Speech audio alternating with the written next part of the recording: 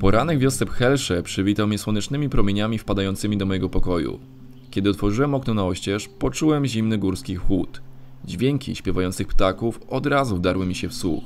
W oddali pijący kogut wołał do tego, aby powoli budzić się do życia. Rozglądając się dookoła, jak wspaniałe krajobrazy otaczają mnie w tej chwili, poczułem wewnętrzny spokój. Chętnie zostałbym tu jeszcze, aby powtórzyć taki poranek. Lecz moja droga wciąż trwała i miała mnie zaprowadzić w dalsze nieznane mi rejony Gruzji. Dlatego po cichu, nie zagłuszając tej sielskiej atmosfery, spakowałem się, wyprowadziłem motocykl z podwórka i po godzinie 7 opuściłem wioskę.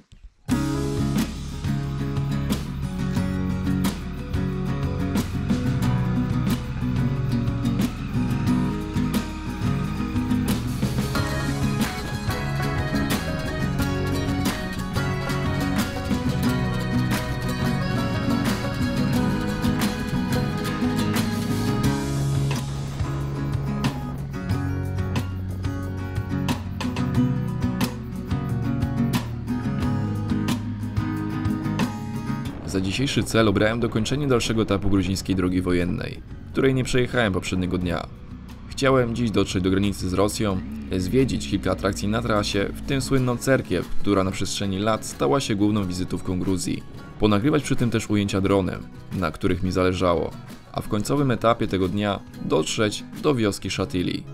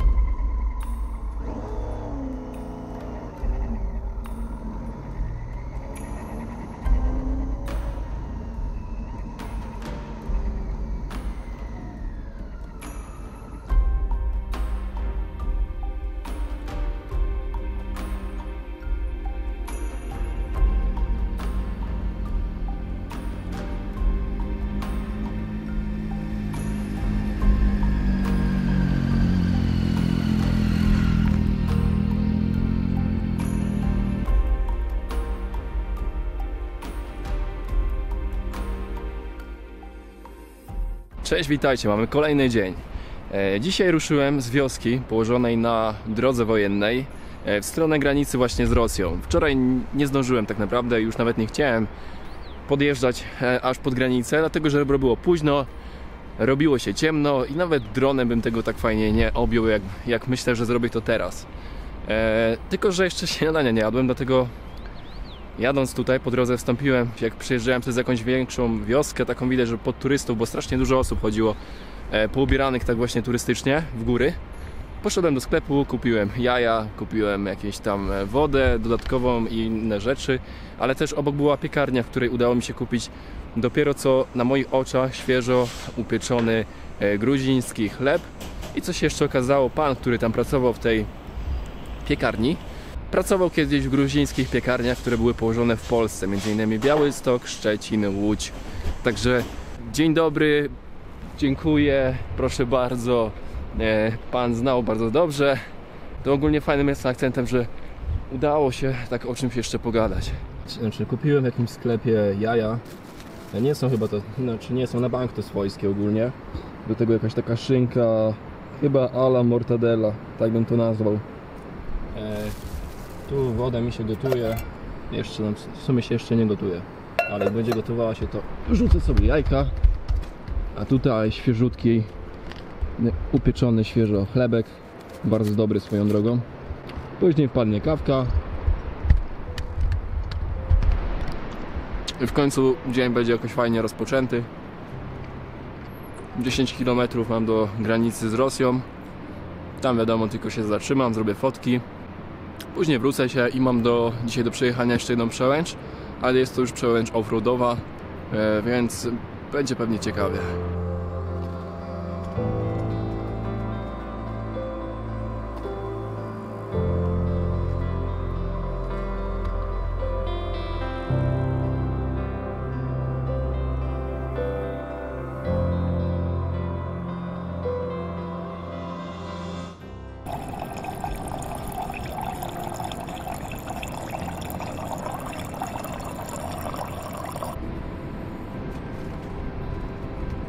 Tak to jest, jak się jedną ręką robi, a drugą się nagrywa. Wtedy kawa się marnuje. Ale nie tak dużo.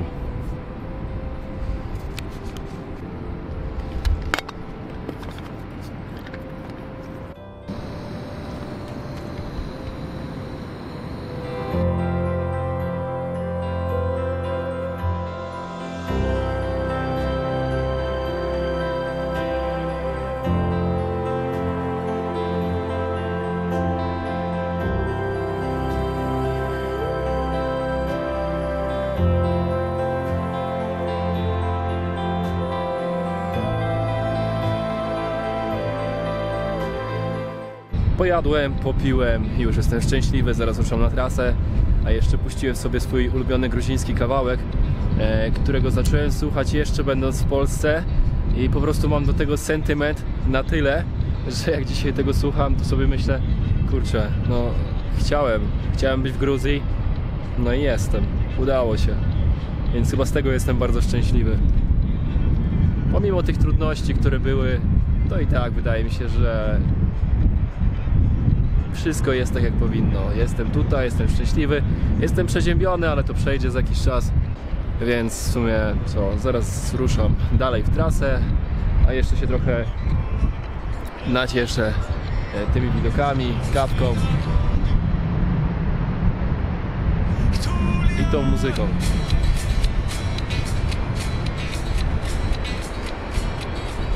Pamiętajcie, jeśli oglądacie ten film i Wam się podoba, bądź nie, ale jeśli Wam się podoba, to zostawcie tę łapkę w górę, dajcie komentarz poniżej. A ja znowu widzę, że mam brudny obiektyw. No i nie zapomnijcie o subskrypcji i dzwoneczku, żeby to konto moje YouTube'owe rozrastało się jeszcze dalej.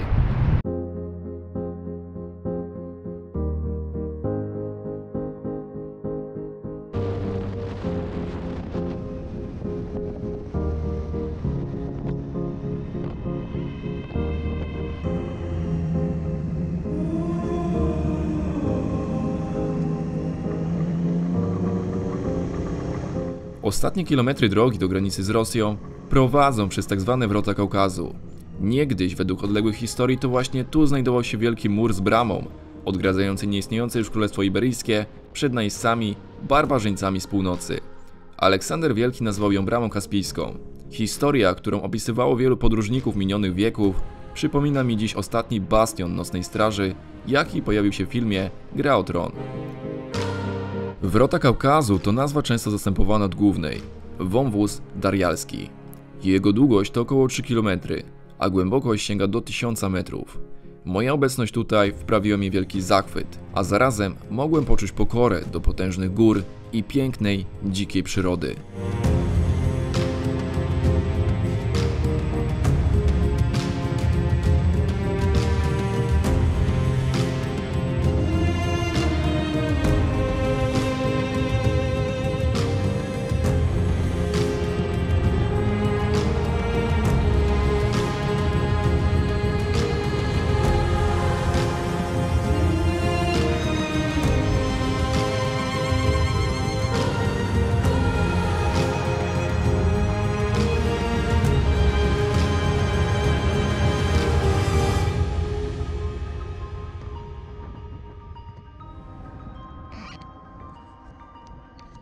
Na granicy gruzińsko-rosyjskiej panował duży ruch, dlatego nawet nie zrobiłem sobie zdjęcia, a szybko zawróciłem, udając się do średniowiecznej cerkwi położonej na górze o wysokości 2170 metrów nad poziomem morza, w pobliżu miasteczka Stepan Cminda.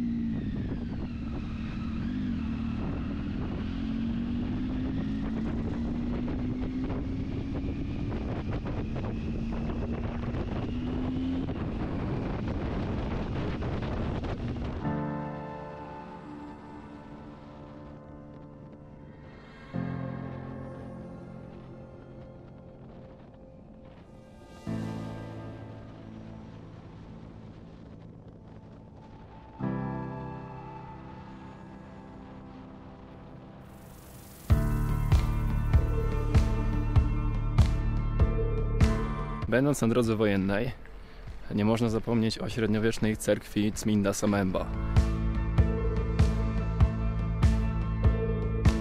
Cminda Samemba to XIV-wieczny prawosławny klasztor zwany inaczej Świętą Trójcą. Położony jest w północnej Gruzji u podnóża szlaku na najwyższy szczyt tego kraju – Kazbek, sięgający ponad 5000 metrów nad poziomem morza. Jest to jedna z głównych atrakcji tego kraju, która przyciąga tutaj masy turystów, w tym wycieczki z Polakami, z którymi miałem okazję rozmawiać, będąc na miejscu.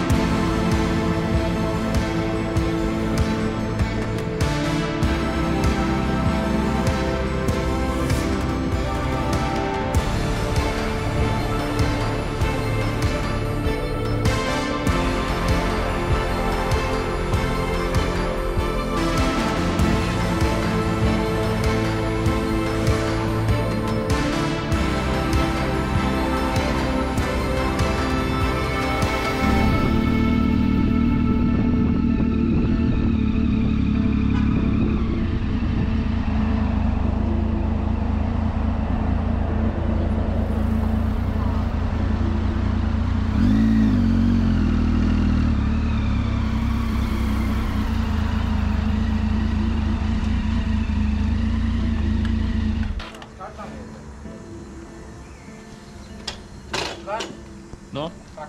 To ja mam cash.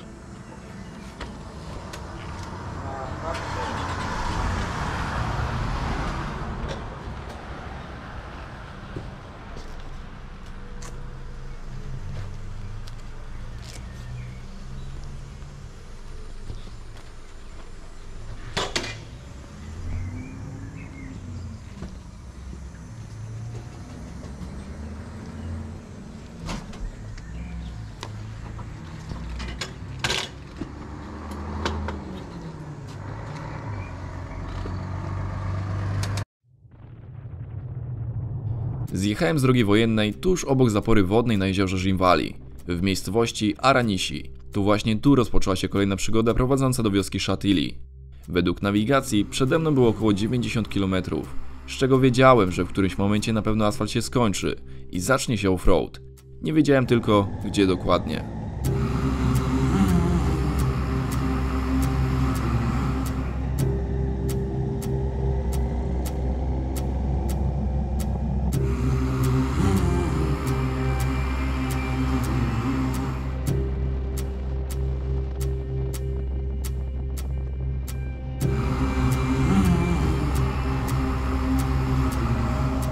Często występujące opady deszczowe w Gruzji w obszarach górskich przynoszą błotne lawiny, które potrafią zabrać ze sobą wszystko, co spotkają na swojej drodze.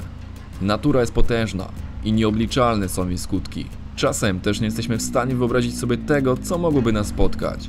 Ja akurat trafiłem na moment po całym nadejściu lawiny błotnej, gdzie ostrożnym tempem pokonałem utrudnienia. Na tym samym odcinku drogi natomiast nie miała szczęścia pewna motocyklistka, która tuż po moim opuszczeniu granic Gruzji została porwana przez lawinę wprost do płynącej obok porywistej rzeki. W internecie pojawiło się przerażające nagranie, które zarejestrował jeden z obserwatorów. Link umieszczam w opisie tego filmu.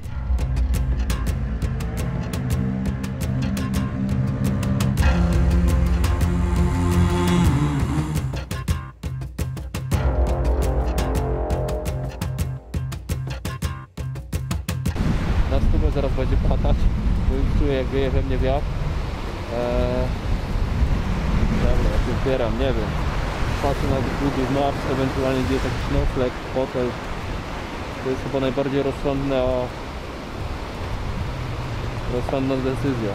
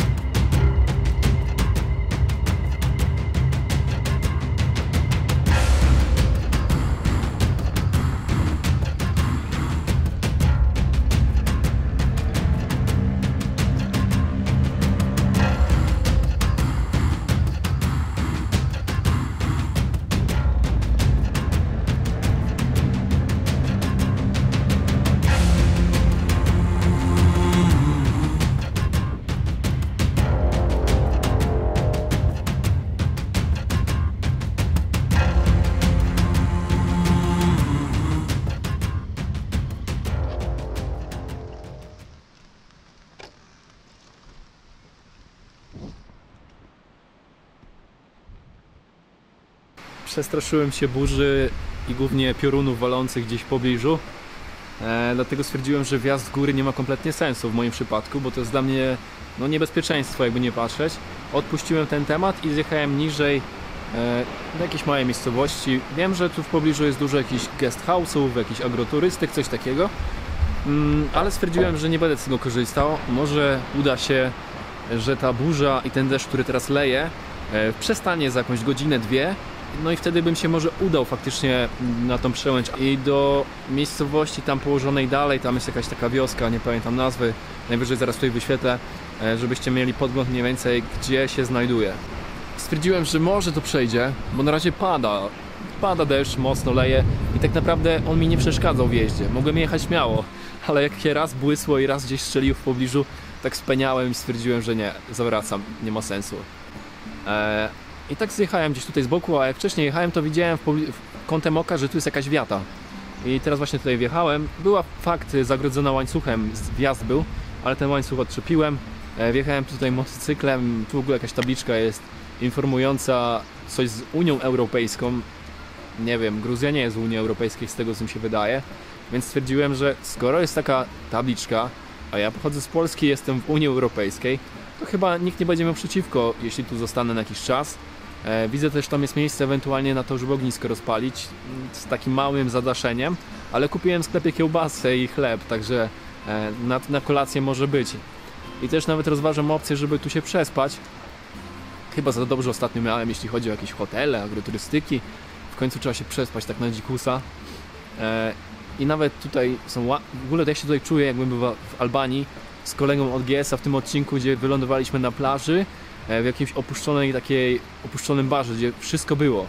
Bo tu jakby nie patrzeć, to też jest wszystko. Jakieś stoły, krzesła, ławki, palety. Także myślę, że nawet tutaj mogę się spokojnie przespać. Tylko jest jeden problem. Problem jest taki, że jadąc tu mijałem stado krów. A teraz jak tu przyjechałem, tu są jakieś pozostałości po tych krowach. I mam nadzieję, że one tutaj w nocy nie przyjdą. A jak już przyjdą, to mam nadzieję, że nie będą się do mnie burzyć. Jak trochę im miejsca zajmę po prostu. Motocyklem zaparkowałem tutaj sobie pod wiatą. Pokażę wam tę tablicę. Ja to tam z angielskiego średnio jestem ogólnie, ale tutaj jest przetłumaczone właśnie po gruzińsku i po angielsku coś informującego i tu Unia Europejska, więc no. Tu są drzwi zamknięte, nie wiem co jest w środku, mam nadzieję, że nikogo tam nie ma. Tu jest ta wiata, o której powiedziałem, że można ognisko rozpalić, bo tu jest miejsce na ognisko. Jest tam nawet drzewo, to fajnie, bo może będzie w miarę suche. A ja mam siekierę, mam właśnie chleb, kiełbasę, więc może by fajnie coś tu ogarnął. Tam coś jest jeszcze, w tej budce, ale nie wiem co. No i co? Domyślam się, że tam jest toaleta, bo co innego tam może być. Białe drzwiczki, zazwyczaj prowadzą do toalety. Mi się w ogóle nie wydaje, że to jest jakieś takie boisko, taka strefa całej tej wioski. Na takiej zasadzie taka strefa rekreacyjna, że tu może jakieś się festyny tworzą, czy coś takiego. Tu nawet mam piłkę, jak krowy przyjdą, to będę miał z kim grać. W końcu jakaś przygoda prawdziwa, a w sensie z nocowaniem. Tak jak chłopaki mówili z Jastrzębia Zdrojów, że oni, jeśli chodzi o noclegi, to tylko namiot, bo najlepsze są z tego wrażenia, a jeśli tylko pada, to ewentualnie biorą jakąś kwaterę. A z drugiej strony ja mam właśnie okazję przespać się podczas deszczu nad jakąś wiatą. Tam wiem, że w oddali jest guest house. Mogę tam pokazać palcem, nie wiem czy będzie widać ten budynek. W tym miejscu widziałem, że są drogowskazy, że tam coś jest. I też dużo aut tam stoi. Ale w sumie chyba nikt nie będzie miał nic przeciwko, że tu będę siedział. Zwłaszcza, że jak zobaczą polskie blachy, to może się ucieszą.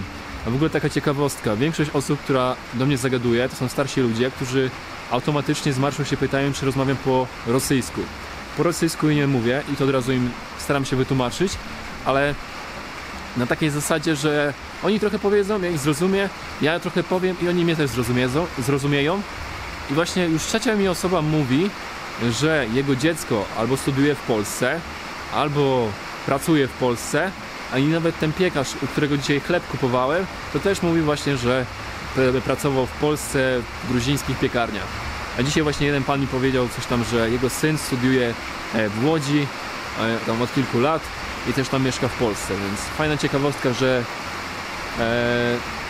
spotykam ludzi, którzy jakaś ich rodzina, bądź bliska, bądź daleka mieszka w Polsce. No, się rozpadało.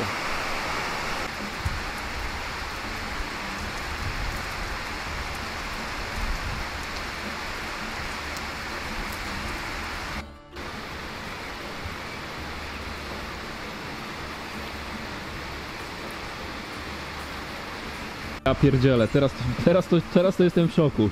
Spójrzcie tutaj. Jest prąd. Więc prawdopodobnie podładuję sobie baterię do drona, a już się obawiałem, że będę miał jedną tylko baterię i ewentualnie dalszy powrót gdzieś tam w stronę dalszą, a tu się okazuje, że mam nawet prąd. Ale czad!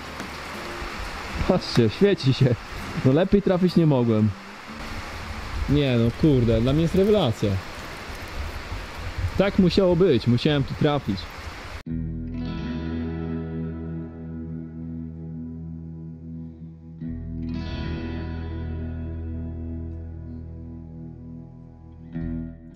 To jest taka typowa gruzińska herbata i z tego co właśnie to Tomi u siebie w wiosce też podobno miał i podobno mnie częstował.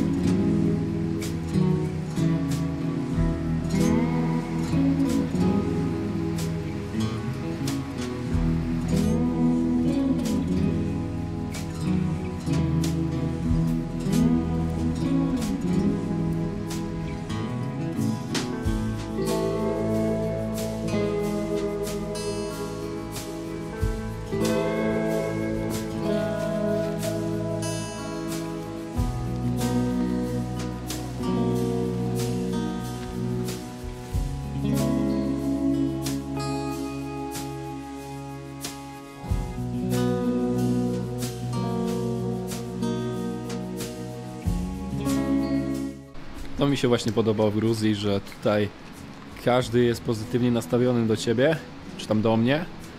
Macha, więc zawsze gdzieś tam rękę pokaże, machnie. Jeszcze jak zobaczy, że jestem z Polski, to ewentualnie zagada, będzie ciekaw ogólnie mojej osoby. To mi się podoba. A wczoraj miałem fajną sytuację właśnie na drodze wojennej. Dokładnie przy tym wielkim pomniku przyjaźni gruzińsko-rosyjskiej podszedł do mnie starszy pan. Widziałem, że on był z rodziną, w sensie z żoną i chyba to, nie wiem, była jego syn też z żoną, czy z jakąś kobietą i z małym dzieckiem.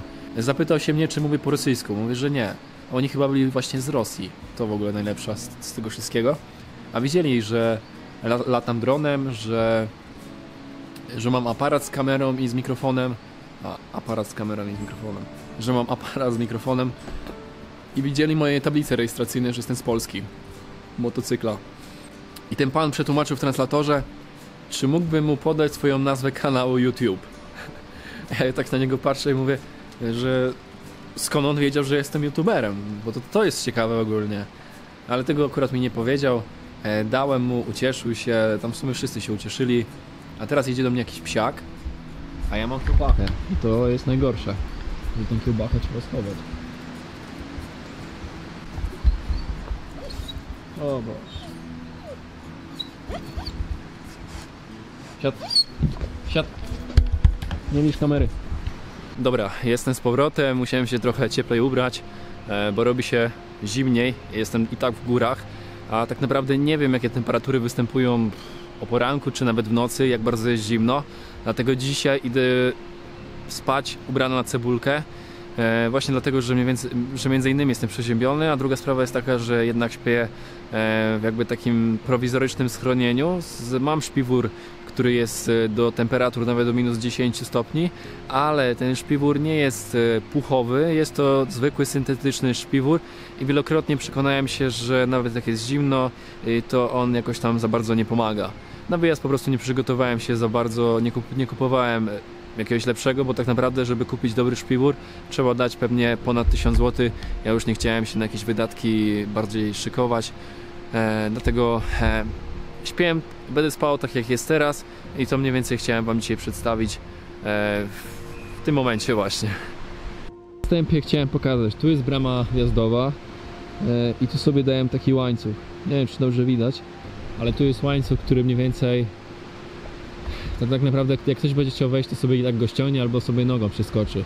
Ale jeśli dla przykładu przyjdą tu krowy albo jakieś zwierzyny, to będą musiały się troszkę namęczyć, to znaczy zrobić większego kroka, żeby tu wejść. Czyli to jest automatyczne takie spowolnienie. Dodatkowo tu jest siatka. Siatka ma z pół metra, no może źle powiedziałem. Siatka ma z metr wysokości. Jest ogólnie, teren jest cały ogrodzony, ale tu jest taki skos i tam siatki nie ma i tak naprawdę każdy może sobie tu przejść. Ale mniejsza o to. To jest moja wiata, moje magiczne dzisiejsze miejsce noclegu. Z terenem dość odległym, obszernym raczej. Tu nawet idzie wąż z wodą, ale nie wiem, gdzie się go podłącza i nie wiem, czy to jest bieżąca woda. Fajnie byłoby to sprawdzić, za chwilę może będę szukał. Tam jakieś jest małe boisko, z tego co widziałem, do grania w piłkę, bo ten teren ogólnie jest chyba dostępny dla wszystkich mieszkańców tej wioski. Moja wiata, w której dzisiaj śpię, to jest tak jak widzicie, stoi motocykl, a tutaj za tą niebieską folią jest właśnie takie moje prowizoryczny szałas, schronienie na to, żebym sobie spokojnie przetrwał noc. Tu ogólnie były dostępne jakieś palety, płyty OSB, dlatego sobie je pożyczyłem i rozstawiłem tutaj. Za tą krzesłem i za tą folią znajduje się jedna paleta, jako ściana taka boczna, ewentualnie jakby tu jakiś pies przyszedł znowu czy coś, to jest zawsze odsłona. Dodatkowo folia daje osłonę przed wiatrem, także jest spoko. Tutaj tak samo dałem, z tej strony ściana jest właśnie z palety i tu dodatkowo jeszcze jakieś krzesła, tutaj jest stolik, także tam mam taki jakby prześwit, przykryty jest tylko folią. Tutaj jest płyta USB, a tu dałem taką jakby belkę, żeby ona po prostu blokowała, żeby się ta płyta USB czasem mi nie zsunęła. No cóż, tu motocykl stoi, mniej więcej, na noc go przykryję jeszcze chyba pokrowcem, dlatego żeby za bardzo nie zwracał na siebie uwagę, bo tutaj jest droga, którą non stop ktoś przejeżdża. Nie wiem, czy tam dalej jest jakaś duża wioska, z drona tego nie widziałem, ale przed chwilą przejechało jedno auto, zaraz przyjechało drugie, także w ciągu godziny przejeżdża, nie wiem, 6-7 aut. Kufer przy okazji, mam tu podłączony dysk twardy i telefon i się zgrywają pliki. Tutaj mam kontakt i ten kontakt właśnie mi ładuje rzeczy do drona, a tu jest właśnie moje miejsce, które chciałem wam pokazać, ale przy okazji jest ciemno i nic nie widzicie, ale mam latarkę tutaj. Ops, dobra. To jest moje miejsce noclegowe. Nie jest to hotel 5-gwiazdkowy, ale szczerze powiedziawszy wolę chyba dzisiaj spędzić noc tak, niż non-stop w jakichś agroturystykach, bo jednak spanie na dziko, czy spanie pod namiotem, bądź czymś takim jak dzisiaj ja, daje większy zastrzyk takiej adrenaliny, większy taki dreszczyk i tak naprawdę to, co dzisiaj stworzyłem, na pewno zostanie ze mną dłużej niż jakbym zapłacił za pokój hotelowy, spędziłbym tam jedną noc i tak naprawdę bym zapomniał o tym, a tak to na pewno będę długo pamiętał o tym, jak to budowałem, jak mi się spało. Pewnie się spać będzie niewygodnie, ale to mniejsza o to. Mam tutaj materac pompowany jako izolacja dodatkowa, ale zarazem, żeby miał miękko, bo wiadomo, że płyta USB jest twarda. Tam jest poduszka też dmuchana, to jest właśnie ten szpiwór. Tam standardowo jest siekiera Fiskasa, czy tam Friskasa, moja ulubiona. Tak o, żeby była, po prostu będę zawsze się czuł bezpiecznie, jeśli ona tam będzie. Dodatkowo scyzoryk, multicooler oraz będzie jeszcze gaz pieprzowy, tak na wszelki wypadek. Ciuchy motocyklowe dałem sobie tutaj, bo one są dość wilgotne i tak naprawdę niech sobie tutaj będą lepiej. Myślałem też o rozpaleniu ogniska, bo widzę, że jest tam taka możliwość. tylko tak naprawdę z drugiej strony to ognisko służyłoby mi tylko jako chwilowe ciepło, ewentualnie żeby tu posiedzieć, napić się piwa, ale to chyba wydaje mi się, że za dużo zabawy. Pomijając fakt, że tutaj jest drzewo i ono chyba jest suche, zważając na to, że tu jest ochrona, jest dach. Ale z tym ogniskiem to tak naprawdę się jeszcze zastanowię. Szczerze powiedziawszy, już jest po godzinie 20, więc chyba sobie odpuszczę. Fajną jest motywem to, że tu jest właśnie to światło. To dużo pomaga, na razie i tak nie będę palił, bo nie ma takiej potrzeby. Zapaliłem tylko teraz na chwilę, żeby pokazać wam, jakie mam tutaj rarytasy. No i co? Kupiłem sobie piwo. Jedno już piłem, jakieś gruzińskie. Kupiłem teraz drugie, tylko jakieś lagera. Tylko tym razem tego nie potrafię przeczytać, bo tu pojawiają się właśnie znaczki gruzińskie, znaczki alfabetu, którego kompletnie nie znam. I nawet jak patrzyłem się na mapie, szukając sobie lokalizacji, gdzie jestem, i patrzyłem się na drugiej mapie, czyli patrzyłem się na Osmandzie, a drugą sobie patrzyłem na przykład na Google Maps albo na Segiku, to było na takiej zasadzie: tu jest jakieś serduszko i tu jest jakieś serduszko, i sobie porównywałem, czy to faktycznie jest to, bo nawet wizualnie patrząc się na to, nie byłem do końca przekonany, czy dwie nazwy się zgadzają ze sobą. Kompletnie po prostu nie rozumiem tego, a zwłaszcza jeszcze jak miałem okazję słuchać, jak Gruzini między sobą rozmawiają i jak na przykład wymawiają liczby, czy tam liczby, cyfry, to powiem wam, że naprawdę jest coś kompletnie innego niż polski, angielski czy jakikolwiek inny język. To tutaj kompletnie nic nie zrozumiałem. No i tyle w sumie. Jest spokojna noc, chociaż obok płynie rzeka.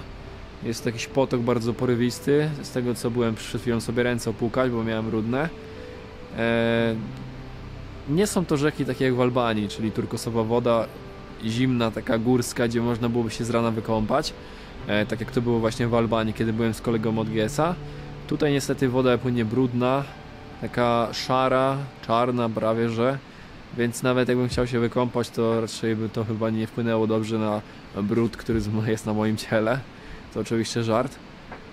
Ale ogólnie jest za bardzo porywisty prąd. Po prostu to nie jest dobry pomysł, żebym takie coś cudował. Zwłaszcza, że jestem przeziębiony po części.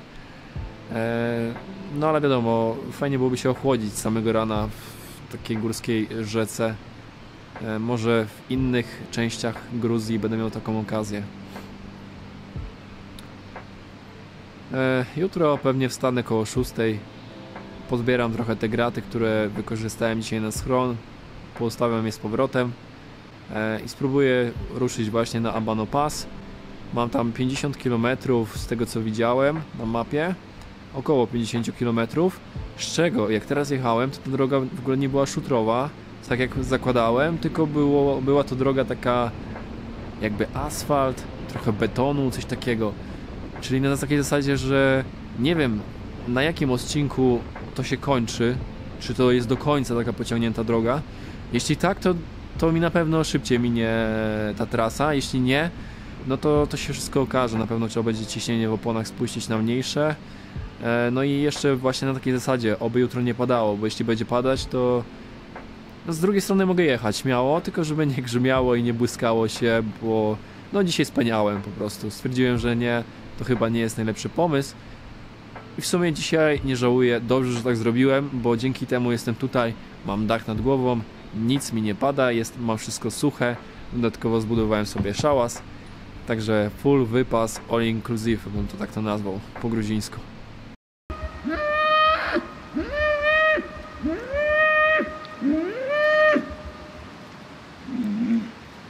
Nie wiem co jest grane, ale kurde.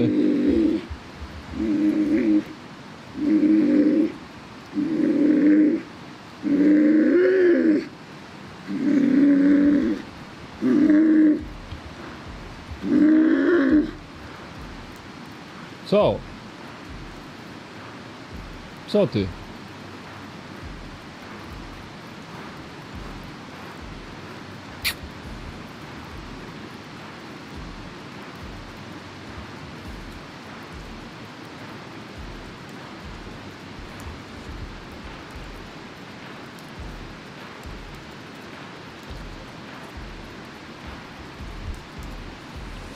Mam nadzieję, że to nie będzie jedna krowa. Znaczy, że to tylko była jedna krowa, a nie więcej, ale... To było dość dziwne. Wow. Dobra, to zdecydowanie będzie najciekawsza noc, jaką spędzam podczas mojej wyprawy tegorocznej do Gruzji. Chyba dlatego, że śpię w takich spartańskich warunkach. Po części jest to też spanie na dziko i dlatego chyba stąd takie emocje, jeśli chodzi o... W sumie jestem spokojny ogólnie, ale bardziej takie... taka adrenalinka troszeczkę. Jest godzina 21:40. Jutro zrobię sobie pobudkę może o 6, to i tak będzie wystarczający czas na sen. No i co? To nie zanudzam was. Idę spać.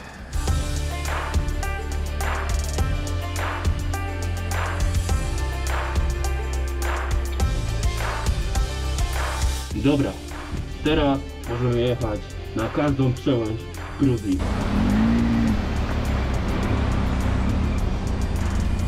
Dotarłem do wioski Shatili.